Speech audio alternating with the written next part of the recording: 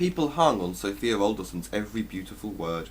Her vague predictions and warnings, often accompanied by graphic illustrations, were printed in newspapers around the world above the horoscope sections, and her picture appeared in just about every magazine on the planet. Sophia was interviewed literally thousands of times. She appeared on chat shows demanding everyone repent and so on. Hundreds of articles were written about how she interpreted the Bible, correctly of course, she claimed, and how she did her hair. Her wardrobe was examined almost as much as her theology. Sophia Alderson published recipes that showed proper respect for God, and books showing how to knit clothes for all of God's creatures, including moths and greenfly. Of course, thousands more fell in love with her, unable to help themselves. She was so beautiful it was silly. Sophia's loudspeaker system was improved, and TV screens projected massive images of her angelic face to the thousands and thousands of followers who had started camping out in the grounds of Rainthorpe House.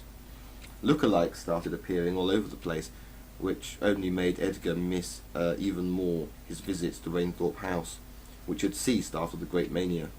He pined for Sophia, something awful. He bought every magazine she appeared in, underlining with his HB pencil any attack she made against him, and she made many such attacks. He would watch over and over again videos of her chat show appearances, memorize the interviewer's questions, so that it would seem that he and she were having a conversation. He stared out at the horizon from his office, paced up and down, and sighed a lot.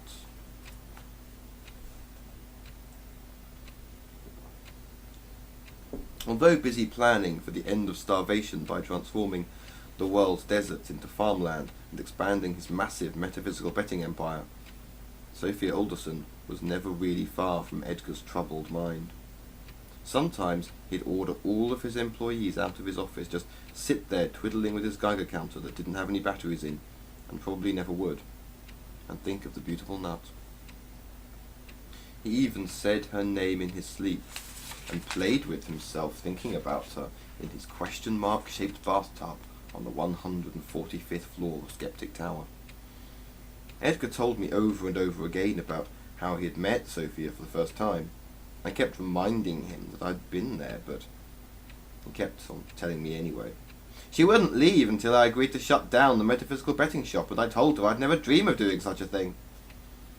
Edgar would go on to tell me how Sophia had called him a smart-ass, a smug little nitwit, a sinner, a spawn of Satan, among other things, and how he had called Sophia a nut, of course, a silly little girl who had never grown up, an irrational bitch, and so on.